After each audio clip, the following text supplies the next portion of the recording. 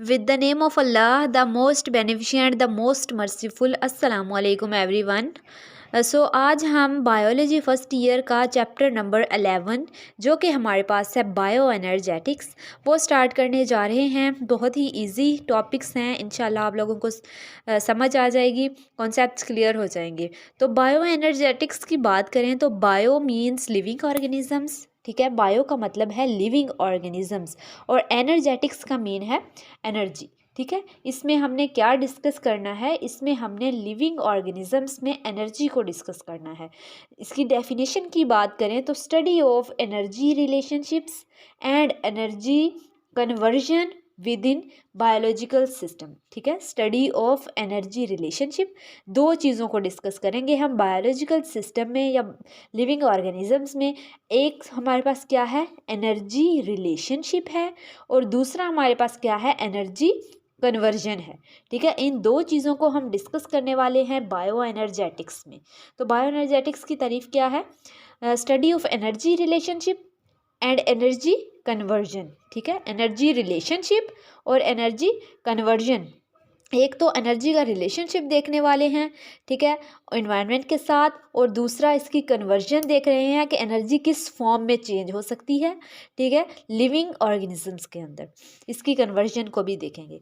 तो इसकी अगर एक और डेफिनेशन देखें तो हमारे पास इसको इस तरह डिफाइन किया जा सकता है, स्टडी ऑफ एनर्जी ट्रांसफॉर्मेशन, ठीक है। Study of energy transformation, bioenergetics में हम किस चीज़ की स्टडी कर रहे हैं, एनर्जी ट्रांसफॉर्मेशन की, यानी एनर्जी एक फॉर्म से दूसरे फॉर्म में किस तरह से चेंज हो रही है, ठीक है। इसको हम डिस्कस करने वाले हैं बायो एनर्जेटिक्स में।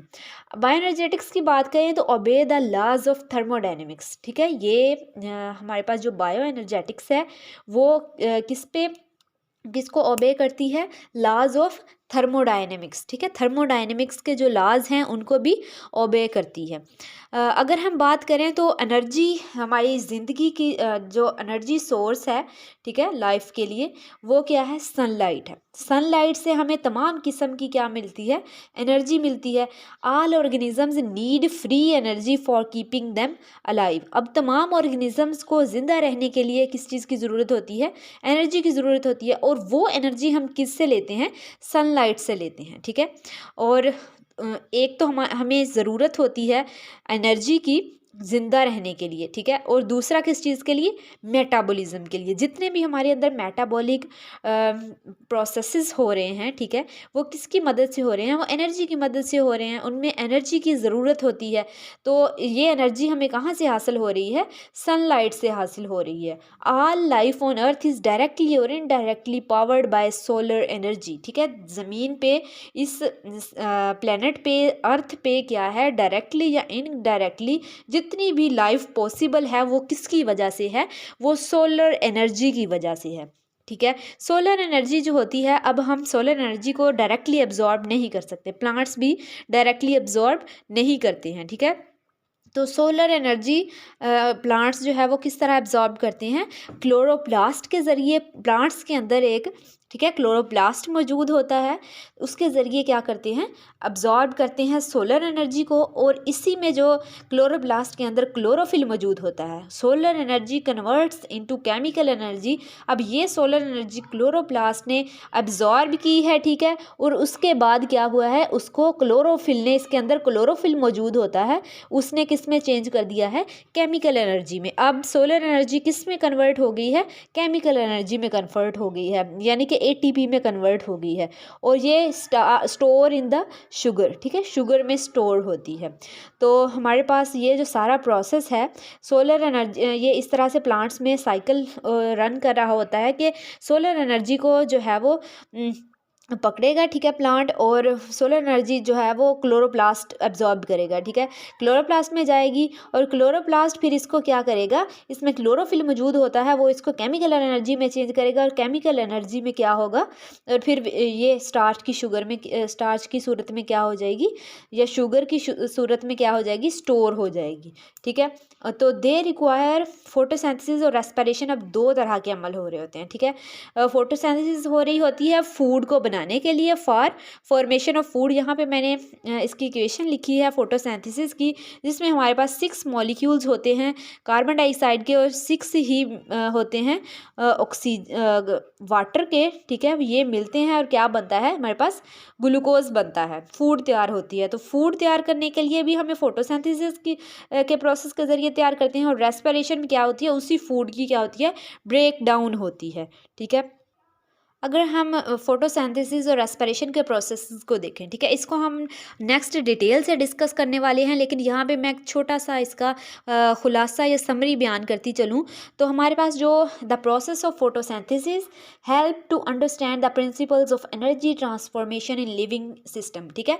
अब जो फोटोसिंथेसिस का प्रोसेस है वो किस चीज़ में हेल्प कर रहा है, हमें ये अंडरस्टैंड करने में कि जो एनर्जी ट्रांसफ़र हो रही है, ठीक है, एक फॉर्म से दूसरी फॉर्म में लिविंग ऑर्गेनिजम्स में, लिविंग सिस्टम में, वो किस प्रिंसिपल्स के थ्रू, किन असूलों के तहत जो है वो चेंज हो रही है एक फॉर्म से दूसरी फॉर्म में, इस चीज़ को समझने में हमें फोटोसिंथेसिस हेल्प आउट करती है, ठीक है।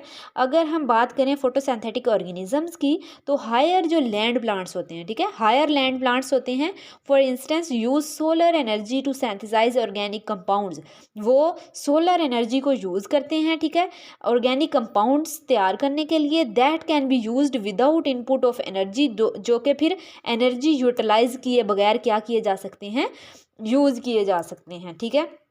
तो ये हमारे पास फोटोसिंथेसिस का प्रोसेस है। रेस्पिरेशन का प्रोसेस देखें तो विद एमर्जेंस ऑफ फोटोसिंथेसिस, ठीक है, फोटोसिंथेसिस के साथ ही मॉलिक्यूलर ऑक्सीजन बिगन टू, जब फोटोसिंथेसिस हो रही होती है, ठीक है, मॉलिक्यूलर जो ऑक्सीजन बनती है वो अकोमुलेट यानी जमा होना शुरू हो जाती है एटमॉस्फेयर के अंदर, ठीक है। अब ऑक्सीजन क्या हो रही है, जो फोटोसिंथेसिस में ऑक्सीजन बन रही है वो अकोमुलेट कहाँ पे हो रही है, एटमॉस्फेयर में, ठीक है। प्रेजेंस ऑफ ऑक्सीजन, अब ये जो ऑक्सीजन प्रेजेंट है ये क्या कर रही है, एवोल्यूशन ऑफ रेस्पिरेशन, ठीक है।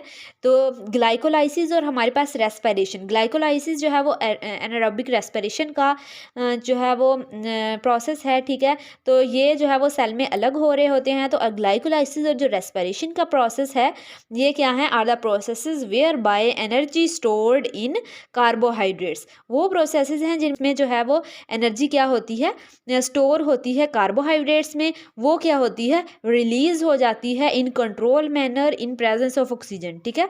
तो वो क्या होती है, एटीपी बनाने के लिए वो एनर्जी क्या होती है, रिलीज होती है कार्बोहाइड्रेट्स में से और ऑक्सीजन की मौजूदगी में। सो जो रेस्पिरेशन का प्रोसेस है उसको हम क्या कह सकते हैं, एनर्जी रिलीजिंग प्रोसेस है। इसमें एनर्जी क्या हो रही होती है, रिलीज हो रही होती है। तो जो हमारे पास रेस्पिरेशन का प्रोसेस है इसे क्या कह सकते हैं, एनर्जी रिलीजिंग प्रोसेस है। तो ये हमारे पास आज का लेक्चर था, ठीक है, जिसमें हमने इंट्रोडक्शन देखा बायोएनर्जेटिक्स का। नेक्स्ट इंशाल्लाह हम कल नेक्स्ट टॉपिक को स्टार्ट करेंगे, नेक्स्ट लेक्चर में देखेंगे। होप सो आप लोगों को क्लियर हो गया होगा। कोई भी क्वेश्चन होगा तो आप कमेंट सेक्शन में पूछ सकते हैं। अल्लाह हाफिज़।